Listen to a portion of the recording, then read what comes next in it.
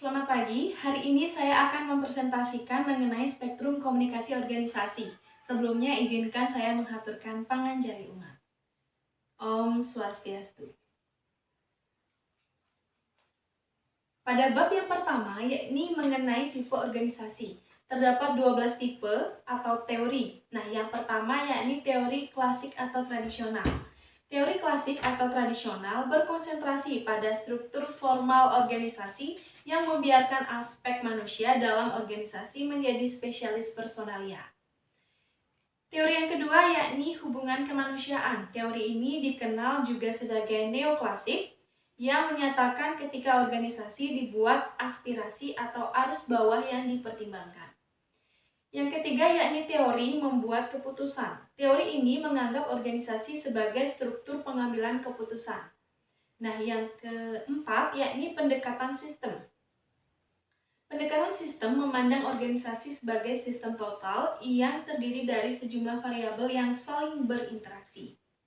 Teori yang kelima yakni teori organisasi birokrasi yang dimotori oleh Max Weber yang mengidealkan struktur dan fungsi birokrasi yang ideal. Yang keenam yakni teori modern. Nama lain dari teori modern adalah teori organisasi modern. Menurut satu otoritas, itu diselenggarakan pada awal tahun 1950-an. Yang ketujuh yakni studi Hawthorne.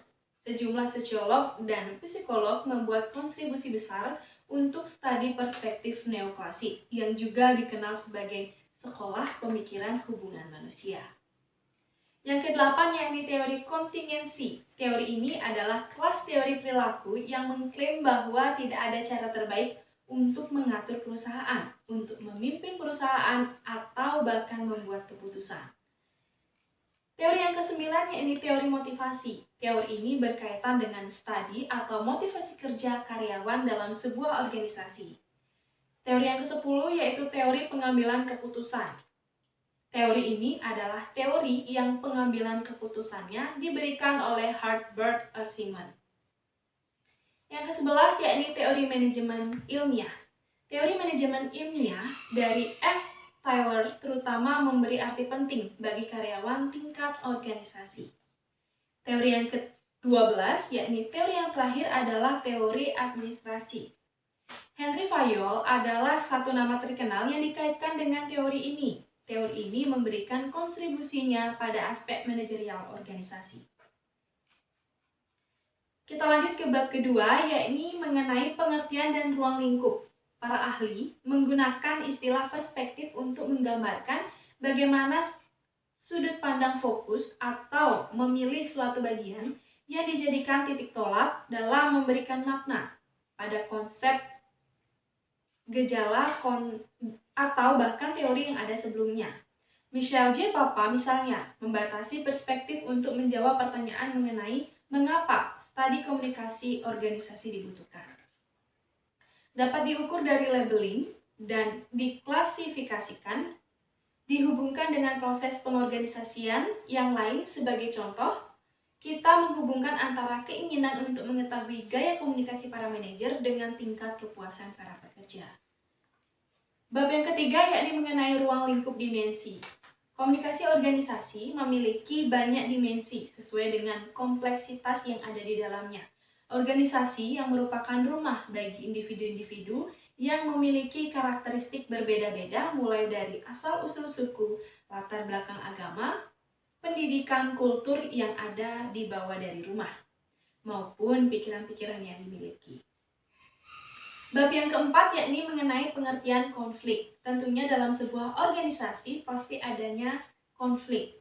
Nah, yang pertama dilihat sebagai sesuatu yang negatif karena menyebabkan individu atau kelompok yang dapat bersanding untuk bersinergi, memadukan potensi meraih prestasi. Pandangan yang lain melihat konflik sebagai sesuatu yang wajar akibat kompetensi di era pasar bebas yang menyebabkan masing-masing mengupayakan usaha dengan kualitas yang prima. Lingkungan akan terus berubah sehingga perubahan yang wajar justru akan mengurangi ketidaknyamanan karena individu menolak perubahannya. Bagi yang posisinya diuntungkan dari perubahan, maka ia akan cenderung mendukungnya. Jika sebaliknya, bagi yang posisinya dirugikan cenderung akan resisten. Adanya individu yang beraneka ragam karakter, sikap, dan kepentingan mendorong terjadinya konflik. Bab yang kelima yakni konflik bernuansa ideologi. Ideologi berasal dari bahasa Yunani, idea dan logos. Idea mengandung arti mengetahui pikiran dan melihat dengan budi, sedangkan logos mengandung arti gagasan, pengertian, kata, dan ilmu. Secara terminologis, ideologi berarti kumpulan ide atau gagasan, pendapat atau pengalaman. Nah, bab yang keenam yakni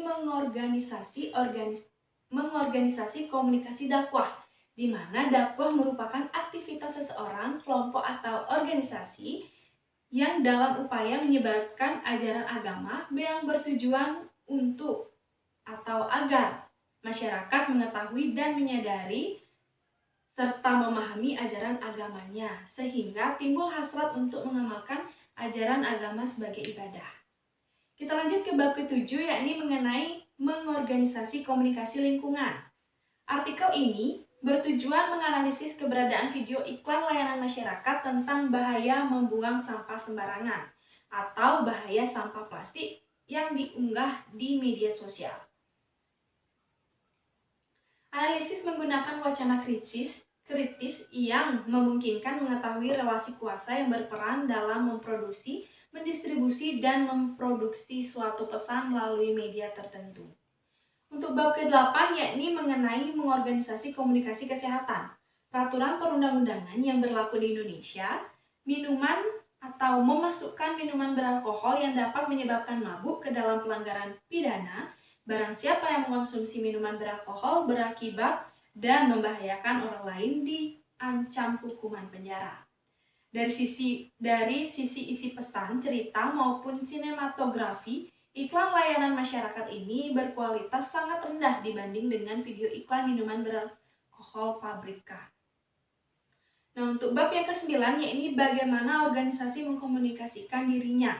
Semakin intens nilai-nilai yang dipelajari, dihayati, dan akhirnya dimengerti serta dipahami, semakin besar kemungkinan anggota organisasi bersikap, berpendapat, dan bertindak yang paralel terhadap nilai-nilai organisasi. Elemen komunikasi. Ketika mendesain komunikasi organisasi, perlu diperhatikan elemen yang lazim ada dalam komunikasi. Komunikator yang tentunya mengirim atau penyampai pesan organisasi harus sudah memikirkan ujung tombak yang akan ditugaskan untuk mewakili organisasi dalam rangka melancarkan komunikasi organisasi.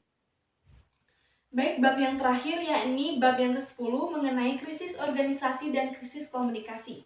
Dalam Kamus Besar Bahasa Indonesia, kata krisis mengandung dua arti, yakni kemelut dan keadaan genting. Kata kemelut menggambarkan suatu keadaan atau situasi yang tidak menyenangkan dalam organisasi maupun komunikasi, yang keadaan yang tidak menyenangkan dapat ditemukan dengan mudah. Setiap pernyataan akan memancing pertanyaan tanda masing-masing merasa benar dengan argumentasinya masing-masing. Demikian presentasi yang dapat saya sampaikan. Jika ada kesalahan kata maupun pengucapan, saya mohon maaf. Akhir kata saya aturkan Parahma Santi. Om Santi Santi Santi Om.